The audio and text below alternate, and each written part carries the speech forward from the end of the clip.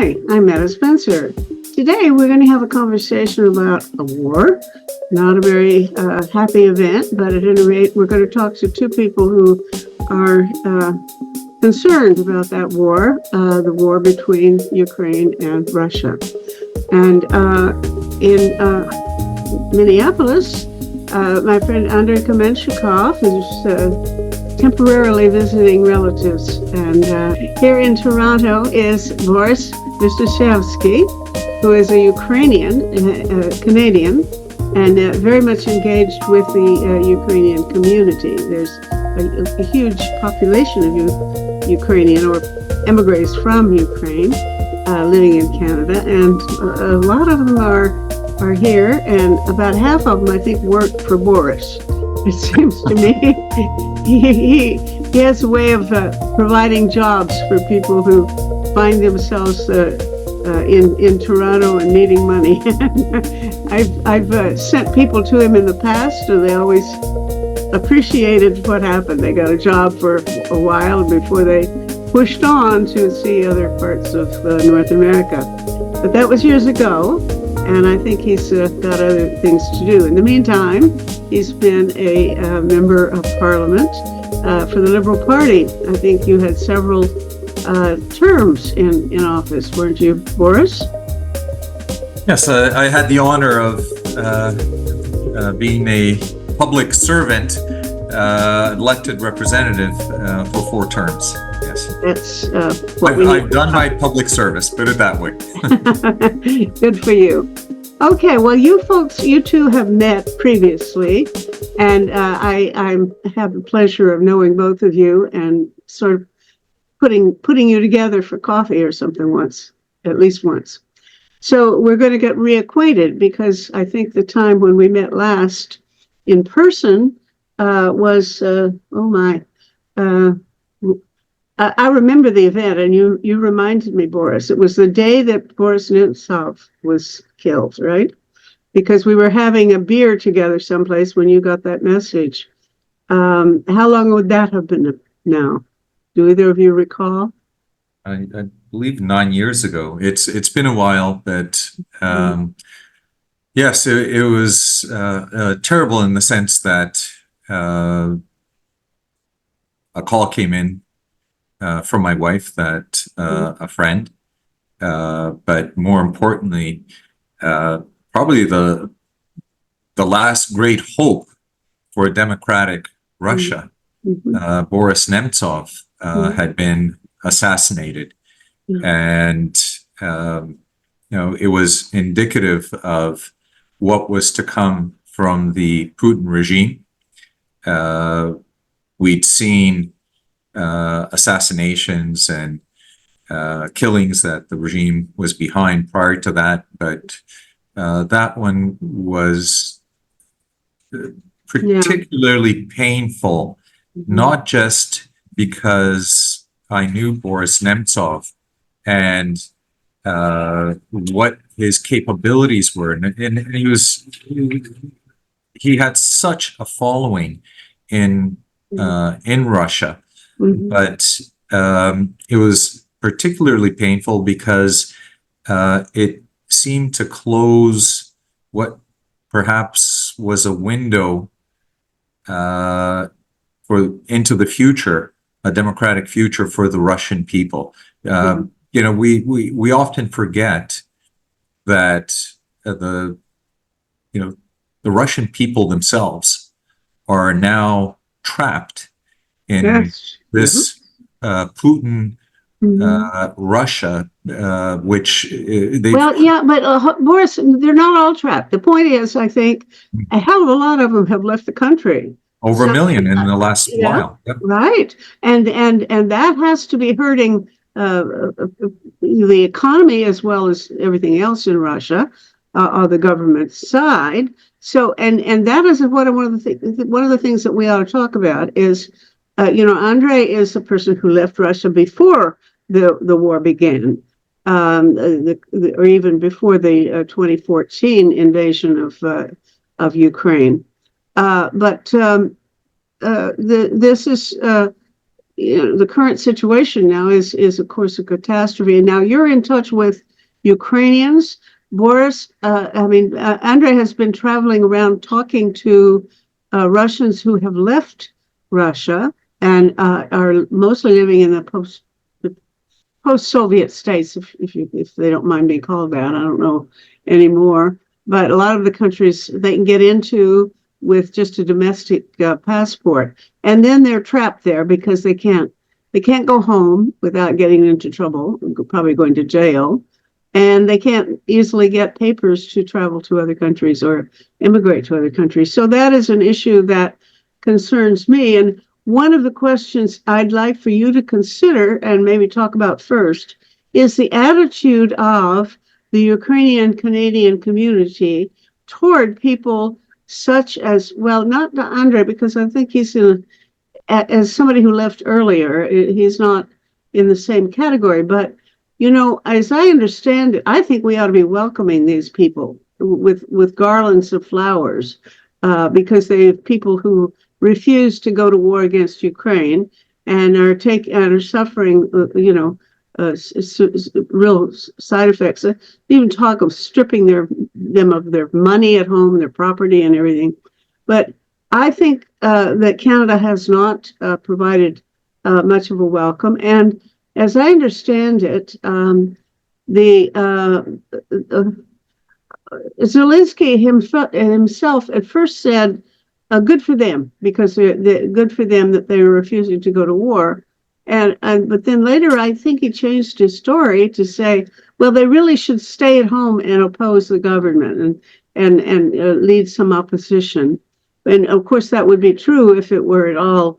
It would be uncontestably true if it were reasonably feasible and practical for them to do so. But the reality is they just go to jail for sure if they stood up in public and started protesting as he wants. So I would like to know from you how the Canadian Ukrainians view people who have left Russia on conscientious reasons. Sure. So first of all, it would be in terms of things on mind and priorities down the list. Most Ukrainian Canadians on a daily and probably several times a day follow the news from Ukraine. And you mentioned, there have been Ukrainians coming to Canada. This has been Freedom's Shores for multiple waves of Ukrainians for over a century. But for many of them, and the recent arrivals, they're refugees, the vast majority being women and children. And for them, their priority is what's happening back home. Many of them are from regions that are under occupation. Many others, their husbands are on the front lines. So in regards to, what should the policies be towards Russian conscription evaders, draft evaders, probably would not be front of mind. I think most, immediately, if they're avoiding conscription to fight in Ukraine, most would have a positive attitude, but it would also be tempered with, and we're seeing this in Europe as well, this worry. There's over the years, we've seen that often there are people, when there is a wave of people, there are plants that are sent through them, to monitor those emigre Russian groups, to intimidate. We're having hearings currently in Canada about foreign influence. Emigre groups are particularly vulnerable. Most of these, once again, you had a real brain drain that left, but most of these people that managed to escape before borders got tightened up and before Russia started clamping down on this, most of them have family members back home, so they're very careful in what they do, what they say, So they are trapped as well. They may not be trapped within Russian borders, but they're trapped within circumstances and this fascist regime that Putin has created that's incredibly violent. We referenced Boris Nemtsov. I'd like to come back to that because visually, what happened that night when he was assassinated? Everyone knows that in the backdrop, you had the Kremlin walls. So this was all planned and staged. And typically when you'd have gangland slayings in Moscow, the police arrive to do their investigations and they put tarps up so that people can't see what's going on. In this case, that didn't happen. And you had all the major channels show up, and all night you saw the police. They rolled up his shirt, rolling him back and forth in this big puddle of blood. What message was being sent to the democratic opposition within Russia? It wasn't just the assassination, it's just the brutality of this particular regime. So, and this has been a generation now that Putin's been in power, and people have been conditioned and they are fearful. So Andrei's job is not easy. People might in private conversations and, be willing to discuss how can we change these circumstances around? But Putin has very methodically destroyed any sort of potential opposition to his regime. In Canada, if there are conscription evaders, obviously they would need to be vetted because, as I mentioned earlier, plants are sent. So that process would need to take place. And I believe that they should be welcomed after a proper vetting, and also keeping in mind that they will be susceptible if they've left family members behind in Russia, which probably most have, to that sort of influence. And excuse me, do you think or do you know of any cases in Ukraine of people because there are lots of Ukrainians in Ukraine and in Canada who have relatives in Russia, and are there any cases in which the government has actually used that kind of pressure against their relatives? Yes. That yes. Personally, some yes. cases. Okay. Well, it's not just and out of respect, it's reality. And it's reality. And out of respect to these people, I will not name them, but I will name a Russian who is in the West and who very directly was intimidated. Nemtsov's daughter, Nemtsova. And this occurred during a parliamentary hearing in Ottawa, in Canada. Mm-hmm. A so-called diplomat from the Russian embassy prior to the hearing approached her and said to her... You told me about that, and I think it's a very interesting case because, there are so many different levels of intimidation and ways. I mean, we hear it, for example, when people talk about how Trump tells his people to do something illegal. He never says, go do this illegal thing. He always says, well, what would happen if somebody did so-and-so or something like that, which is to be understood as, I want you to go do that. But so in the case that you're mentioning, the Russian diplomat, whoever he was, and representing Russia in Canada, goes up to this woman in the meeting and says, I'm so-and-so from the Russian embassy. Okay, she's to infer that that's a threat. But how do you, he might have said, well, welcome. It'd be nice to see you sometime. Let's have a drink together. It could have meant anything officially. And you understand it as a threat. But that's where Anyone, things are tricky, uh, anyone that has lived through that reality, this is a daughter of a man who was assassinated by the Putin regime. And when you have an official representative, we keep trying to apply Western liberal democratic norms, and we put those glasses on when we look at things like this. Any person from Eastern Europe would clearly understand the message of what was said. I'm from the Russian embassy. Condolences on your father's death, with a smile. Everyone would understand the meaning of that, and that's why during the hearing she was obviously something had happened. We only found out after the fact the details of what had happened. But here's another aspect to this. We have the whole concept of parliamentary privilege. It's foundational to our democracy.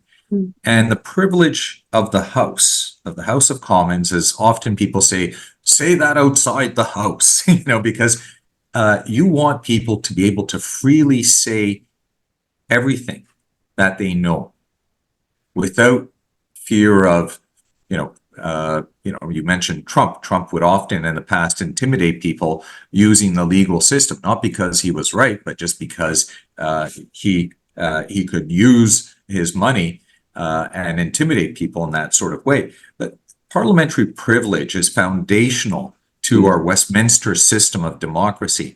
And that parliamentary privilege extends to committees of parliament. And that was breached. And I reported this case actually to the Parliamentary Security Services, and the person was identified, and he was supposedly a diplomat. But I'll give you another example, and it's a very personal example. And so I'm not talking of others, but it's myself. I was contacted by the CBC, I guess about 4 or 5 years ago. This was CBC out of Moscow, and they said, would you want to comment about the news special that ran on New Year's? And it was the Kisilov, who was a Russian talking head. At that time, he was the most popular, where he talked about Ukrainian Canadians being fascist progeny in Canada. They named me and said that we were controlling political policy. So I was controlling government policy as pertains to. Good for you. But here's the picture that they put up. They put a photograph of myself with my wife, with my small children.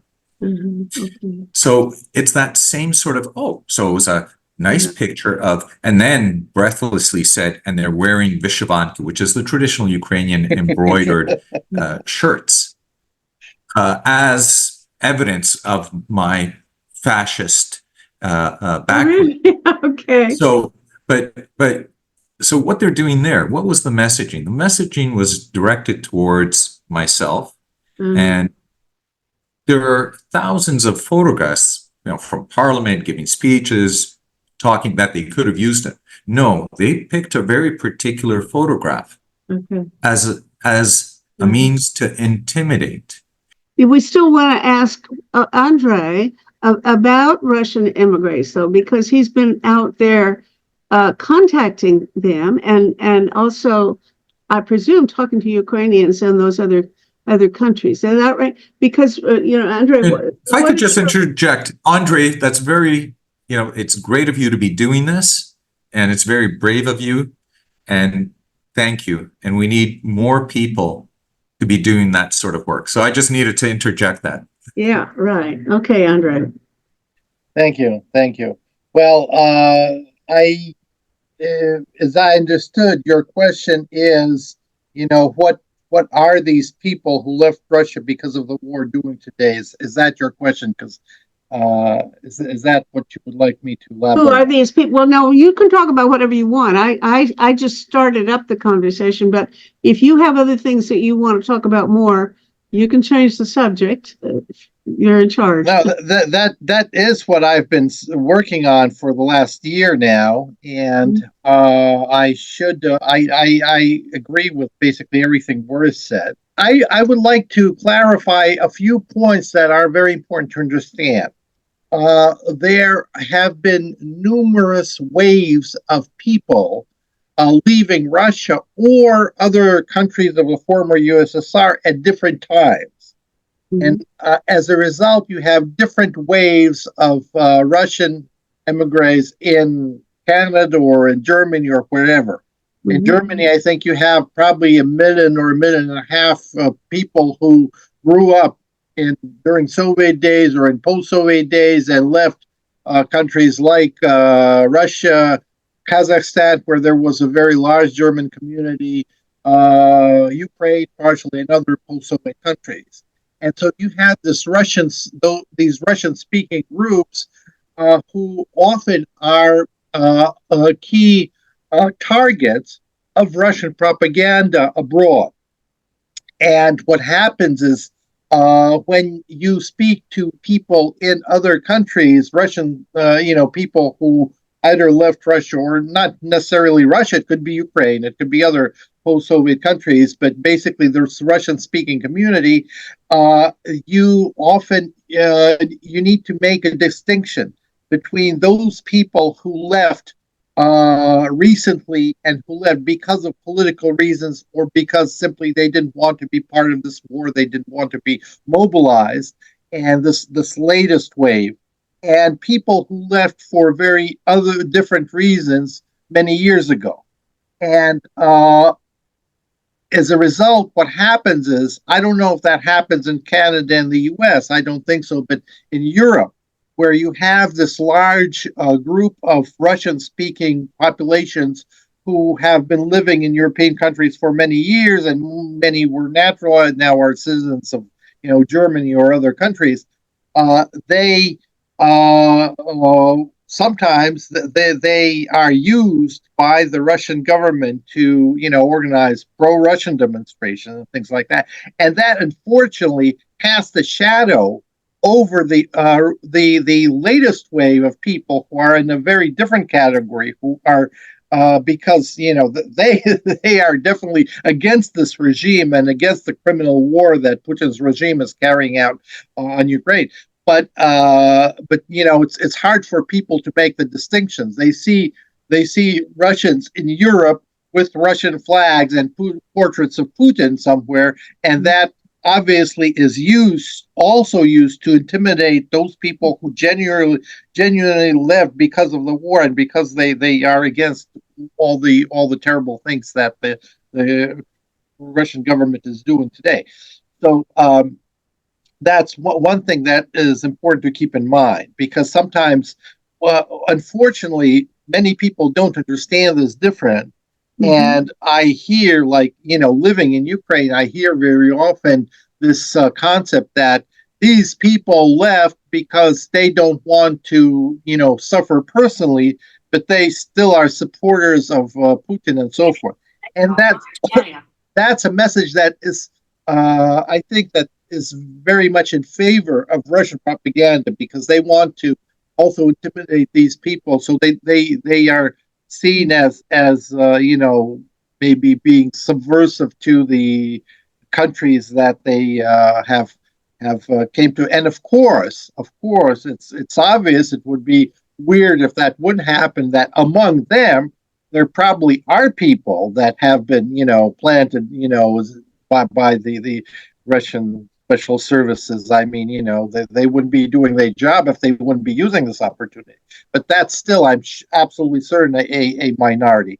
I've been to Kazakhstan, Kyrgyzstan, Uzbekistan, Armenia, Georgia, Poland, Lithuania, Germany over last year.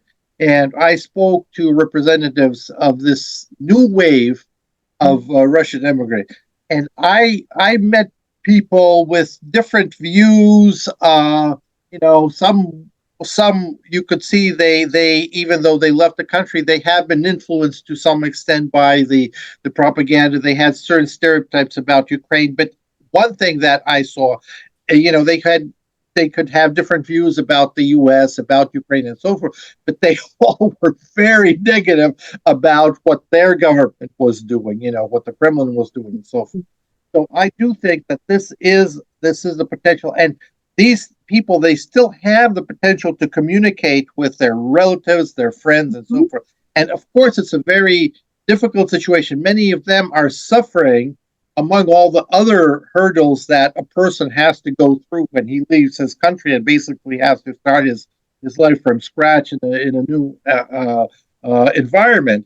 Many of them, in addition to that, also suffer because they don't feel that they are properly understood or supported by people that are very important to them. Their own parents, for example. Mm-hmm. And these people, they're people with great potential. The majority of them are young, very energetic, well-educated, and these are the people. Well, now, these are people that wouldn't have any particular reason for lying to you or disguising themselves or being really people who are trying to get to become subversive people in the West. In your interviews, there's no motive for them to do that, is there? Now, you and I both have a friend, Konstantin Samoilov, in Tashkent, who has created a breakfast club for Russian emigres in Tashkent, or people at least coming through Tashkent, maybe going elsewhere. He has over 1,000 people now who joined his club. And I believe he said that he'd only met one that who was really pro-Putin or pro-government, and that he threw him out or something like that. All of these 1,000 other people are wholly and fervently opposed to their government's position. Now, I think that's a very important thing too. Look, I just accept that maybe some of the people that I spoke to might, be feeding information to other. I just you have to, that's the rule of the game. You can't get in a person's mind, but the rule of thumb is that I hear these stories. People speak about their quite openly, and they all are very reasonable, and I understand the motivations why people left. Very very many left in September or October 22 after Putin announced his mobilization. Many people left before that because they when the war began, some people left. Konstantin, that you mentioned, he came to a conclusion that he'll leave when the war began, but was the mobilization that was the final straw that made him speed up his plans and leave urgently. So, but what I'm saying is, I think that there needs to be a better understanding of the internal dynamics of and the different groups of the Russian diaspora, because that's what mixes people up. People see this demonstration of Russian speakers. I don't know if you've seen that in North America, but you do see it sometimes in Europe and the Netherlands and Germany and other countries. And also, as we know, Putin does have a relationship with certain political parties. Usually, these are the more on the radical left or radical right, where he's capable of. Let me ask Boris, because I know you know lots. All the Canadian Ukrainian population practically. It would be hard to know 1.4 million, Meta, but I know. Yes, I'm very familiar with the dynamics. How is there any interaction at all between that community and the Russian expatriates living in Canada, or former Russian citizens living in Canada? And do they have any kind of interaction? And how are they getting along? And what are the attitudes of the Ukrainians? And if you know of any of the Russians, what are their political views as a whole? And because we don't have polls, I don't, as far as I know, nobody does polls of that kind specifically aimed at a particular segment of the Canadian population, which is what I would love to see. Anyway, can you give me your impression from what you know? So there's, as I mentioned at the top, when it comes to the Ukrainian Canadian community, both individually but also the organized community, top of mind are other matters. So organizing various aid efforts for Ukraine, humanitarian. There are also, organizations are buying drones for the Ukrainian army. So these are the sorts of things that are top of mind. The other sort of roadblock to some of this is that, unfortunately, the Ukrainian Canadian community is very organized in Canada. They've been very organized for half a century. So there's a really good organizational structure. You don't find that in the Russian Canadian community, and it's much, much smaller. So, call it 300,000 to 400,000. And these are Russian speakers, so they're not necessarily Russian by ethnicity, but they may have come from Russia itself or other post-Soviet states. So it's a little different. And the organized Russian communities, and there was a vibrant Russian Canadian media community, but all of those have succumbed to the various methods that this Putin regime uses. So they create fake front organizations that pretend to speak on behalf of the Russian Canadian community, and people realize it's just a structure of 10 people, for instance. And a number of years ago, and it's prior to from the start of the war back in when Crimea and Donbass were invaded, but prior to this more genocidal, call it, phase of Russians of Putin's war against Ukraine, there's the Russian Canadian media. There's only one newspaper that still sort of prints critical articles. Everything else has somehow been subsumed. And I met this one gentleman that used to work in Russian Canadian media in Ottawa a number of years ago. And I said, "Oh, you're now in Ottawa?" And he goes, "Yes, I had to leave Toronto." And he explained how, his particular outlet had been kind of subsidized by money from Moscow. And now there was editorial control coming from Moscow. So until recently, you also had Russia Today. And, that the budget of Russia Today, and it's such a slick production, so most of your Russian Canadians would tune in. But it's not only slick in its Hollywood-esque kind of production abilities, but it's the Russians are globally the most sophisticated when it comes to propaganda, and the layering of propaganda and messaging and how they do it. And unfortunately, that is where most people who are Russian speaking around the world, whether it's through social media or some of those outlets, wherever they're no longer, wherever they're now not banned, because they've been banned, for instance, Canada since September of last year. But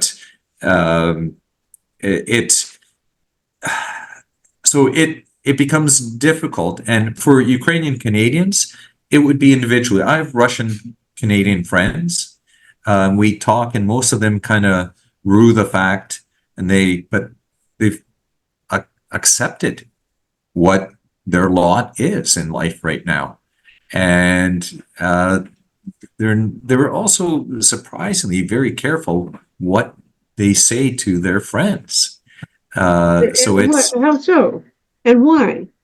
What would they suspect you of? look for people. No, not myself. When they talk, not to myself, they wouldn't be circumspect when they talk to other Russian Canadians, Oh, because they don't know necessarily where that might go if it's critical of Mhm. Putin. You know, late night shows sometimes, you know, make jokes about things. It's, you know, dark humor. So remember Stephen Colbert, I think it was Stephen Colbert, was kind of joking about, you know, Russians in the West falling off of, top floors of hotels and poisonings and that's no joke. oh no. You know, and it's good to be able to, you know, in the face of evil and darkness, to laugh it off. But a lot of people live with that in back of mind and under that sort of pressure. If they make that decision to step forward, I'd actually be remiss if I wouldn't mention a very good friend of mine who's now incarcerated in Russia, Vladimir Kara-Murza. You know, he was poisoned twice, and he survived. You know, Navalny is extremely well known, but Vladimir Kara-Murza, what a Russian patriot. He went back, just like Navalny, he went back knowing full well that he could face the most extreme of consequences. Okay, And let's I just talk wanted to about mention him as Yeah. well, because Navalny is always heard of, but Vladimir Kara-Murza has a family, and he's incarcerated in the worst of, worst of what Putin's gulag But has. you know, Boris, he knew what would happen. He knew he was going to be jailed. I Yes. don't understand the thinking of either Navalny or Kara-Murza. I don't understand what they think is so constructive about going back and going to jail, because couldn't they do more outside? I mean, some of these other folks are, Khodorkovsky, for example, is leading a movement, well, at least trying, and he's more successful being out of the country than he is in. So what can you get in any way justify on rational grounds the decision to go back to Russia when you know you're going to be put in prison the minute you land? You know, there are historical examples, you know, South Africa, but there are historical examples of people taking on a principled, conscientious decision. We talked of Nemtsov; he made the same decision. I had spoken with Kara-Murza a number of years ago, and when he was planning to head back to Russia, and as a friend, it was painful, because I was quite sure that it may be the last time that we meet and speak in person. But these are personal decisions. What did he tell you? Why was he going to do it anyway? Because he was a Russian patriot, and he needed to be in Russia during this time of darkness under Putin. That may not have been his exact wording, but that's the essence. Well, one I don't judge. I don't judge. He could be assassinated. He could be assassinated, in the West, whether it's in the U.S. or in Germany. Look, there are enough peoples that have been people that at least he may be incarcerated in horrific conditions, but he's in his homeland. Okay, I mean, one has to admire that, because anybody who and I do, violent struggle would have to say that that is exactly the most courageous thing to do. On the other hand, I would have said that too 5 years ago, 10 years ago, but and that the reason I feel the way I do about the Russian immigrants who left in order to not be mobilized is that I don't see that they can actually do anything constructive now. That the actual nonviolent resistance, it's just not possible to organize it in Russia now. And you're Andre, you're involved with an organization called Nonviolence International. So that's your occupation, to try to organize nonviolent resistance. I don't think you're even trying it now, are you? You wouldn't advise anybody to go out and in the street and get either killed or put in jail. Look. I look at nonviolent resistance in a very broad sense. And I believe that what is realistic, I don't have, let's put it like, I do not have the moral right, without being in Russia and without taking risks myself, to call on other people to do things that put their life, their freedom in jeopardy. Mm-hmm. There's a big question here, for me, I can't, I can support, I admire people that do so, but I can't ask other people to do things, to take risks that I personally am not taking, And, the fact that I live in Kiev maybe makes it a little easier for me on moral grounds, because, at least I can say, well, I've been with Ukraine through this ordeal. And, but in terms of what can be done, and what I am doing, and what I'm encouraging other people to do, is to simply speak about what is happening. The reality is that most people in Russia, the majority, do not really understand what is happening. And I believe that the more sources of independent information exist, and the more we can get through, especially to those groups who are not listening to, YouTube videos by Russian opposition figures. There are probably, I don't know, at least 20 million people in Russia who are liberal-minded, who do more or less understand what's happening, and who are a great audience for many, many opposition media sources that exist today. Not in Russia, of course, but abroad. But thanks to internet, they still have a huge group of followers and viewers in Russia. But the problem is not in them. The problem is in the 70 or 80% of the population that it's not necessarily supporting the war. Most people in Russia, according to my own research, in my own estimates, do not support the war as such. But they still basically go along with the lies that are that the government throws on them through its various media sources and other sources. Starting from school, starting from kindergarten today, kids get brainwashed. This year there was, I can tell you, just as I said, I am doing some research on what's actually happening in Russia. This year there were reports where people like the director of kindergarten said, last year we were not, we weren't involved in this patriotic upbringing. That's what they call this brainwashing happening. Now, this year our now preschool institutions should really focus on that. And so what we can do is we can try to develop, these channels of information to those people who are to a greater or lesser extent brainwashed. We're not going to change their opinion, but at least if we can provide some information that is contrary to what they hear every day from, the media, from other sources, school, whatever, that will influence them when they need to make personal decisions. Because it's one thing when all that's really required from you is, some general level of complacency with the actions of your government.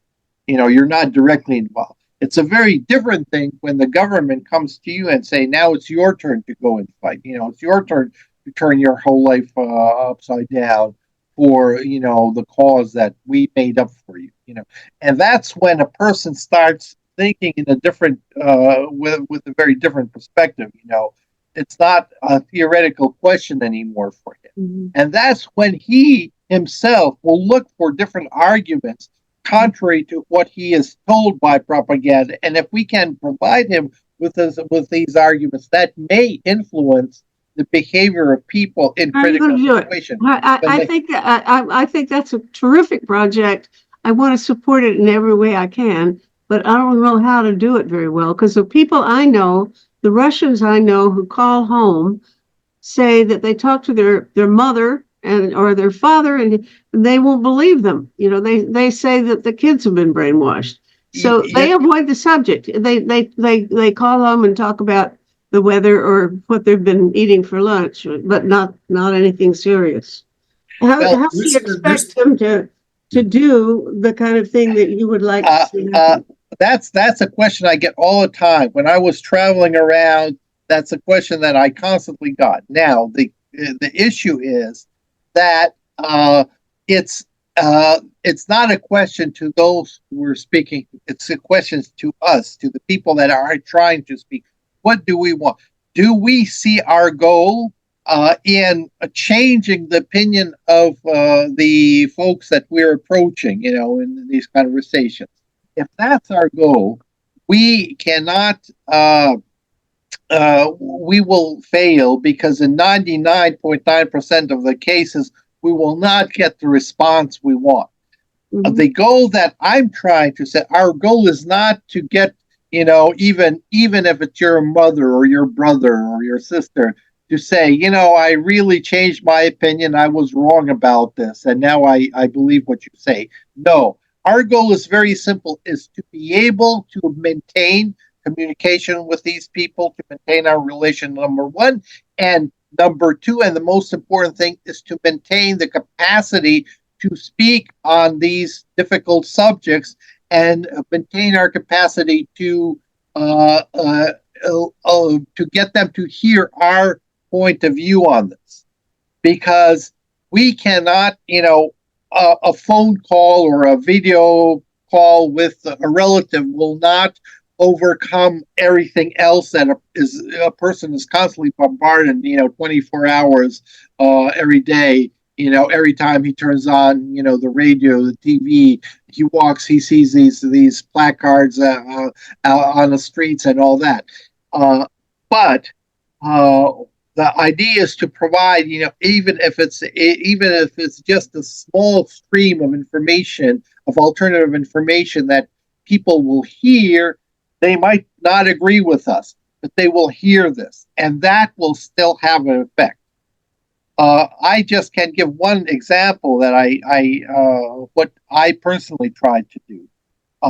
In the summer of 22, I started actively. They have these, they call chat roulette, these random internet service, random communication services, where you speak randomly to someone on the internet, the person you've never seen them before, and you'll never see them again, probably. And but people originally, I think that the idea was to kind of create a video dating service, but due to the war, people started using this to communicate on political things, and I kept trying that out myself, basically to improve my own communication skills. And one thing that I used to tell people, this was like in July and August of 2022, when I would get into arguments, I would try to tell them, folks, you don't need to agree with me. I don't expect you to agree with me.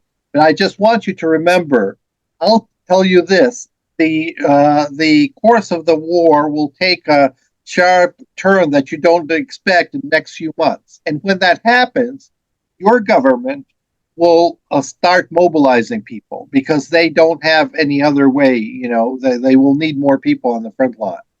And if it comes up to you, just remember what I'm telling you. You don't need to believe me, but remember, if this suddenly happens, think about all the other things I have been telling you and decide if it's up to you, if it's really worth, you giving up your life to be killed somewhere in the fields of Kherson, for example. So, of course, I don't have any feedback. I don't know how many people remembered this, but I have idea that quite a few probably did, because I think if you phrase it that way, they would. They wouldn't help. They couldn't help it. Yeah. Yeah, and so I'm speaking about this because it's important to get these you have to find these ways. My goal was not to ideally we would all like after a conversation to see that a person changed his opinion, but that doesn't happen. That's not a realistic expectation. We need to be very, very realistic about what we can expect from our work, and if we set reasonable expectations for ourselves, then we can be more effective. If we expect too much, something unreasonable, then we just get discouraged, and then we end up with people, and many people that I spoke to said, this is useless. People are brainwashed, and what I keep saying is, yes, people are brainwashed. Yes, they do not change their opinion after speaking, but that does not mean that what you're doing is in vain.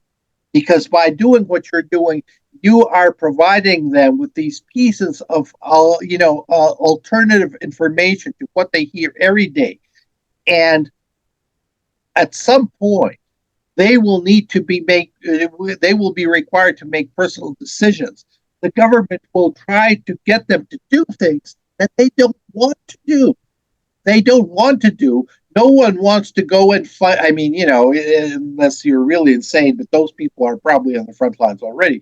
No one wants to, give up his ordinary life and go sit in a trench and get killed somewhere, or end up being disabled for the rest of his life, or have his children or his close relatives or friends go do that. So when it comes to personal decisions, that's when this information will make a difference. And I think also we tend to underestimate how quickly people can change their minds under certain circumstances. I remember when the end of the Soviet Union took place, and people in that period of time, people were flipping from being hardline old Communist Party members, real fervent believers, into all kinds of other, much more democratic ideologies. But now, a whole population can just switch their opinion overnight almost. And that always surprises me. Yeah, Boris. There's also one other dimension to this that we haven't touched upon. A lot of people lose sight of the fact that Russia is a Russian Federation. It's not, Moscow, St. Petersburg, and a few other major cities, mostly within the European part of the Russian Federation. There are many ethnicities within Russia, some within the European part, especially around the Caucasus Mountains and around the Caspian Sea, but also in Asia. And besides Putin's stated goal, the annihilation of a democratic state of Ukraine of over what was over 40 million people, there's also the unspoken reality that the numbers are showing. And a lot of those ethnic groups and ethnic minorities are vastly, disproportionately being conscripted into the army. And they are dying. And people are starting to realize in those communities what's happening. So if we start we might see some resistance. We're seeing some resistance currently the wives of soldiers on the front, wearing the white headscarves. But we should also Sorry, watch what's that about? resistance. Hold on. What's this white? I'll come back to that. I'll come back to that. I hadn't heard that, so I don't know what it Okay. means. Yes, so I'll come back to that. But where you'll see things bubbling up, and it's below the surface. So it speaks to, 91, when you said, the Soviet Union collapsed and all of a sudden all these people had change of mind. The KGB had this incredibly sophisticated intelligence gathering apparatus. But I used to say, you look at the Soviet Union, it seemed that everything was calm on the surface. But if you had the ability to dive below the surface, you'd see things starting to boil. Mm-hmm. And I haven't traveled into those regions, obviously, and I don't know for sure, whereas I had traveled in 91 and prior to 91 for a number of years through the Soviet Union. But I suspect that there really is opposition in many regions where there are other nations that are part of the Russian Federation that realize that there is an ethnocide taking place against their peoples.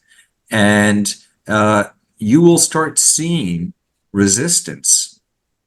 Yes, but in those regions. it's not just those people, because if you remember when Prigozhin went into Rostov-on-Don, he invaded and he took it over in just hours, because everybody was, and there were streets lined with people welcoming him.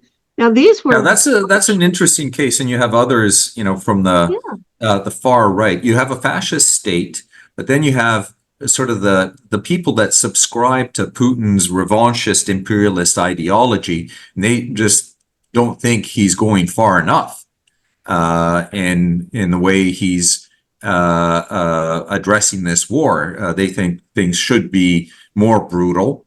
Prigozhin was in that, but there are other examples of that. And when he incarcerates individuals such as that, they might be watched at home, or they might receive a sentence of 4 years, like Strelkov recently, which is, compared to someone like Kara-Murza or Navalny, it's a slap on the wrist. But because they are of the same ideological bent as Putin, this revanchist Russian imperialist Ruski Mir, he deals with them somewhat differently. But the people greeting, you won't see someone like Navalny or Kara-Murza, if they came out, greeted by the same sort of crowds, maybe over time, that you saw in Rostov-on-Don. But you're assuming something, I don't know, maybe it's true, that those kids, there were young people especially, I think, those kids who were out there, blowing kisses at Prigozhin were fascist. They may have just been somebody who didn't like Putin, and anybody that would stand up to Putin was their man. I don't know. Could be, Andrei, you may have an opinion. I don't know. Prigozhin was very active on social media. And young people obviously spend a lot of their time on social media. And if you watched and listened to the brutality of what Prigozhin was saying, he'd often, as a backdrop, have corpses. If you come out in the street applauding someone that you watched over and over, applauding what is a death cult, I'd be very careful in my assumptions of what their leanings may or may not be. Okay. I want to comment. First of all, we really should understand that in the case of Russia, when you hear about a survey that shows percentage figures of, support of the war, against the support of Putin, it's all absolute crap, because you're not going to have any objective sociology in a totalitarian state. And unfortunately, people just don't realize that. When almost every day or every second day you hear about another research. Some university in Chicago did a research of public opinion in Russia and came out with these figures. And then these figures get, people refer to them in Ukraine, international. So it means absolutely nothing because, number one, 80 to 90% of the respondents, when they're asked, they simply they refuse to answer. They simply do. So you end up asking, one people out of five, or one person out of five, one person out of 10, and and then you come up with some kind of numbers and some kind of percentage point. It's ridiculous. And of course, most people that do respond, keep in mind that what they say can be turned against them. So okay, but you got to take sides. Boris and I have very different impressions of what it means or what it meant in Rostov. What do you think it meant? Do you think these were pro-fascist kids? I want to say about Prigozhin, a few things. I absolutely agree that he was a terrible figure, basically a death cult kind of figure. But it's also true that he actually criticized the whole war in Ukraine, and basically he said that this is senseless. This wasn't thought through and so forth. So he criticized. Yeah, you can't say he criticized it from a right, a more extreme point of view. But basically, he said, it's about time we call, we just quit and things like that. So in that sense, and he was appealing to, when he was appealing to people, he was appealing from this, very populist kind of, he called his march for justice, he was, and that's what many people like, justice is it's a very dangerous word, every time something terrible happened, most of the worst atrocities in humankind were made in the name of justice. Communism was, all about justice, and so forth, and other, many other totalitarian regimes as well. So and so Prigozhin basically used the same wording. But I think that among the people that support, there were some genuine fascists. There were some, in Russia, you have a contrast between the leadership. I would say they're corrupt, fake fascists, primarily the people in the leadership, and then you have this genuine fascists that really believe in the nonsense that is being that the government officially stands for. So anyway, I got to thank you both because I've kept you from appointments, Boris, and I apologize. Tell your friends I'm sorry, but I'm not sorry because it was fun. Thank you, and it's been delightful. And Andre, go out there and save the world for us because I don't know how well we're doing here. I don't know. I'm not sure I'm doing very well either. Well, onward, all of us. Thank you so much. Bye-bye. Thank you, Madam. Project Save the World produces these forums. This is episode 586.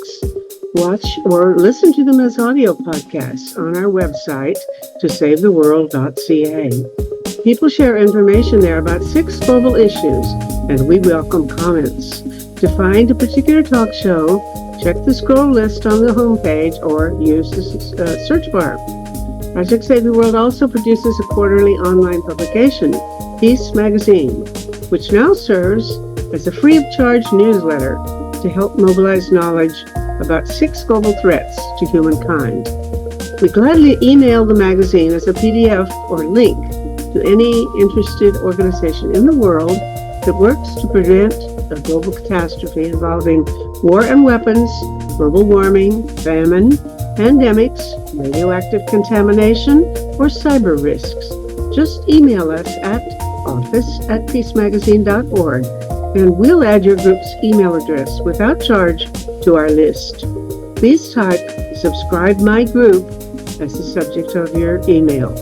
For individual subscriptions at $20 Canadian per year, go to pressreader.com on your browser and search for Peace Magazine.